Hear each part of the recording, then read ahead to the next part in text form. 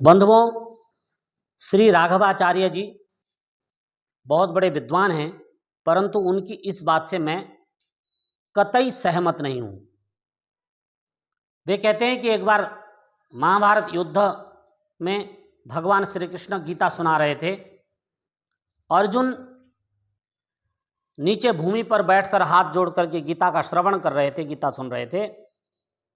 और इसी समय हनुमान जी रथ के ऊपर लगे हुए ध्वजा में बैठ करके छुप करके श्री कृष्ण की गीता सुन रहे थे। जब भगवान ने गीता सुना दिया, उसके बाद अर्जुन से पूछा, तुमने क्या क्या सुनाया है? तो अर्जुन ने भी बता दिया।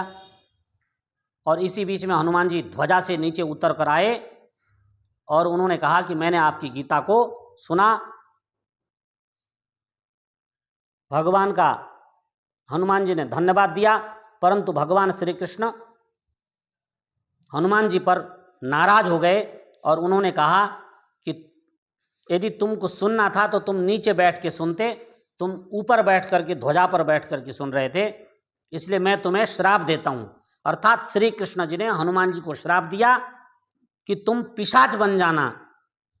और हनुमान जी पिशाच बन गए और पिशाच बन करके उन्होंने गीता पर भाष्य किया और उस गीता के भाष्य का नाम रखा पैशाच भाष्य, अर्थात गीता पर लिखा गया पैशाच भाष्य, जो आजकल भी पुस्तक के रूप में मिलता है। यह बात हजारों लोगों के बीच में स्वामी राघवाचार्य जी बता रहे हैं, परंतु बंधुओं, मैं इस बात से पूरी तरह असहमत हूं। अर्थात मुझे लगता है कि ये पूरा का पूरा गप्प है और इससे सनातन धर्म को बहुत हानि पहुंचेगी, क्योंकि हनुमान जी त्रेता युग में हुए थे। इसलिए जो लोग इस कहानी को सुन रहे हैं और जो लोग इस कहानी को सुना रहे हैं, वो सनातन धर्म के साथ अन्याय कर रहे हैं। बड़ी सुंदर कथा है। जब भगवान श्री कृष्ण महाभारत युद्ध में अर्जुन को गीता सुनाने लगे, तो अर्जुन भगवान के चरणों में बैठकर गीता को सुन रहे थे।